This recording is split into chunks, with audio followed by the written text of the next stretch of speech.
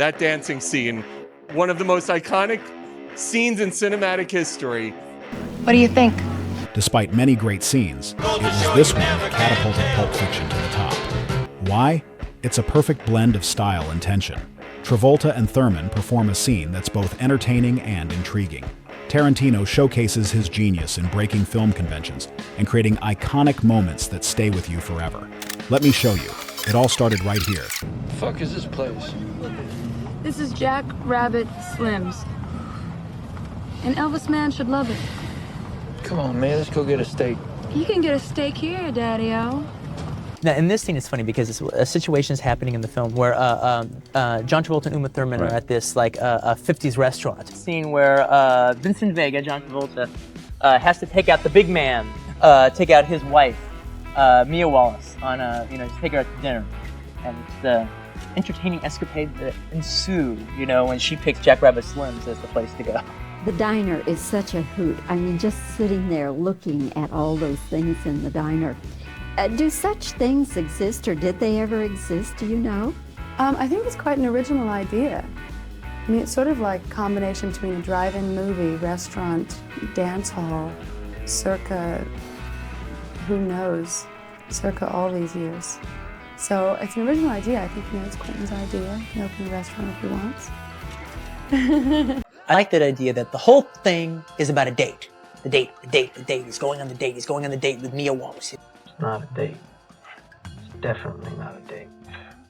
The idea in this scene, basically, Quentin wanted to have it be as drawn out as it would be if you were meeting someone for the first time and you didn't have anything to talk about and you were a little awkward to begin with. The dialogues in this scene are authentic because they combine sharp observations of everyday interactions with a deep understanding of the characters, making their conversation both entertaining and intimate.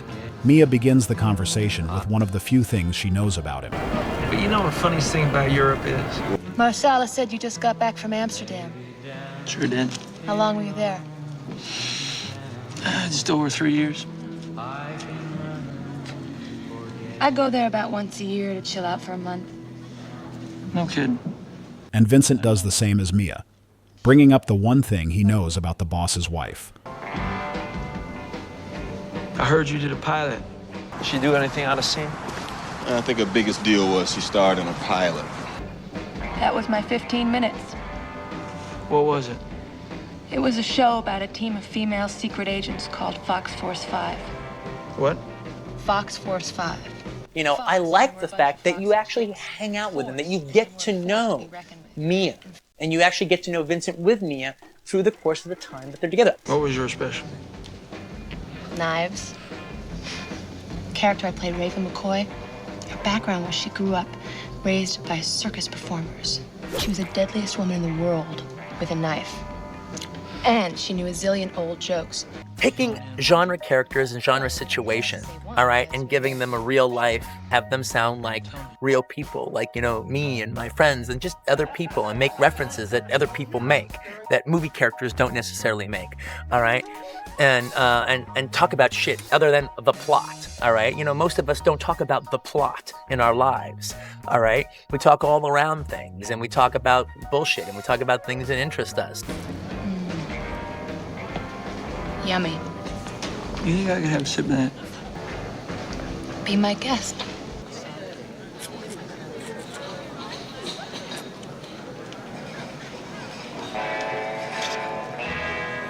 God damn, it's a pretty fucking good milkshake. Told you. There's a lot of dialogue that's been taken out in this scene. I actually lobbied pretty hard to take out even more dialogue, to remain as long as it is, especially the silence where they're not talking to each other.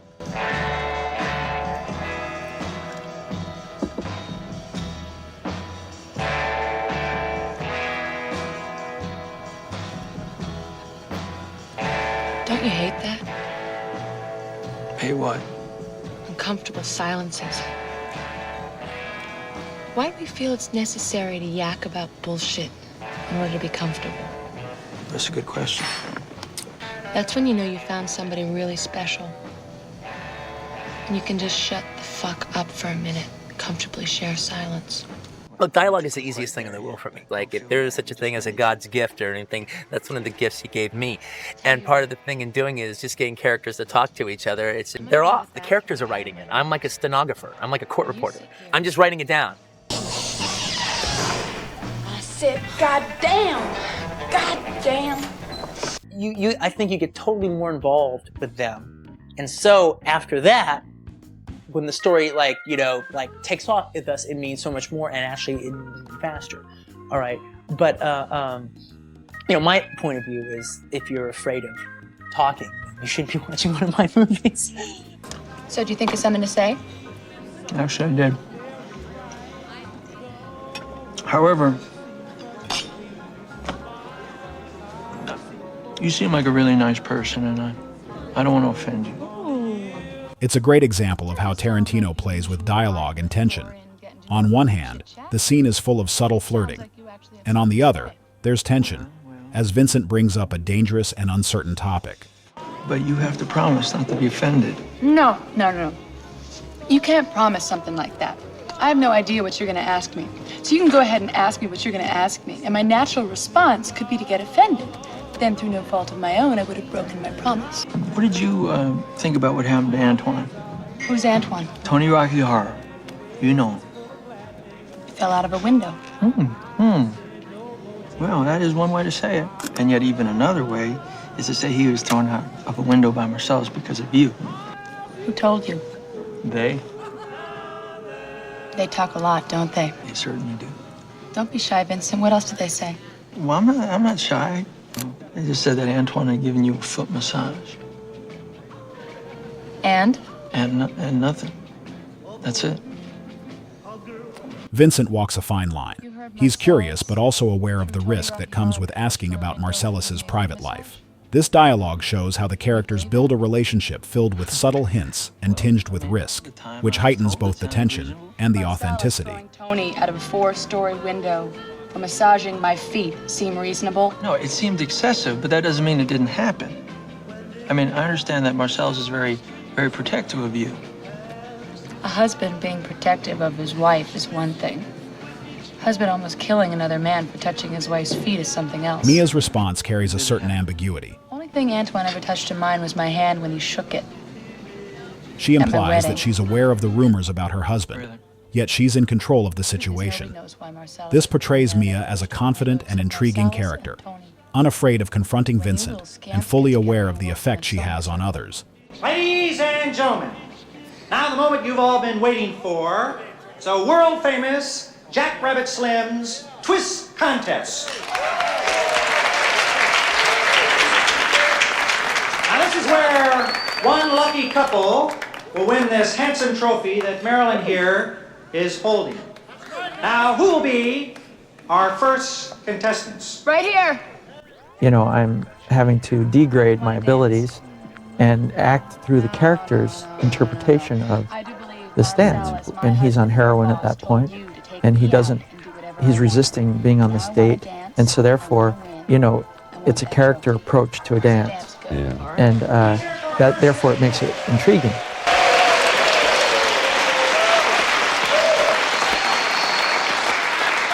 Now let's meet our first contestants here this evening. Young lady, what is your name? Mrs. Mia Wallace. Uma's not the kind of person that just hits the dance with everyone watching her. You know, that's not her. She was nervous about doing the dance, all right, because she thought she had to dance. She thought she had to be good because I'm having a big scene that's showing, like, we're stopping it to show the dance, all right? I'm having a dance now. And how about your fella here? Vincent Vega. And the thing is, everybody thinks that I wrote this scene to have John Travolta dancing. Yeah, but right. The scene existed before John Travolta was cast. But once he was cast, it was like, great, we get to see John dance. But then what we did is, the day of the dance, I kind of made I talked to her about the twist, and we practiced it together, and we all worked it out a little bit. And then during rehearsal, but then I waited for the day of the dance, and by that time it was like the last day we were in the Jack Rabbit Slims and stuff. And so what I did was, that morning I got her and John together in a trailer, and I showed them the dance sequence from this movie, Bend Apart. All right, you know that little, like, with the three of them.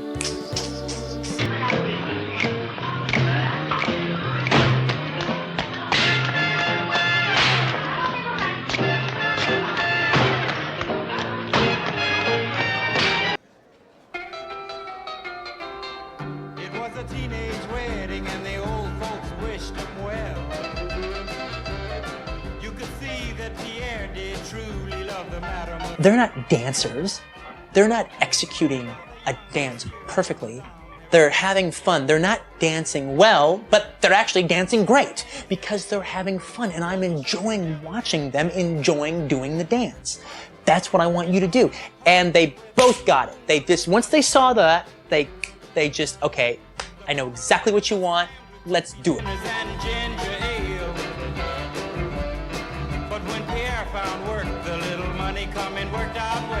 You had the scene with John Travolta where you're dancing. Oh, yeah. And doing the twist. Well, you know, John, of course, knows all those dances, and I think he won some twist contest when he was younger, and he knows lots about dance, as we know about Travolta. And Quentin, of course, too, he's like a complete, you know, mediophile, if there ever was one. So between the two of them, John showed me a couple of the different steps. Some of them I knew from, you know, high school dances and things, and then played around with them and just sort of made an order of them. It wasn't really choreographed, it was sort of just done.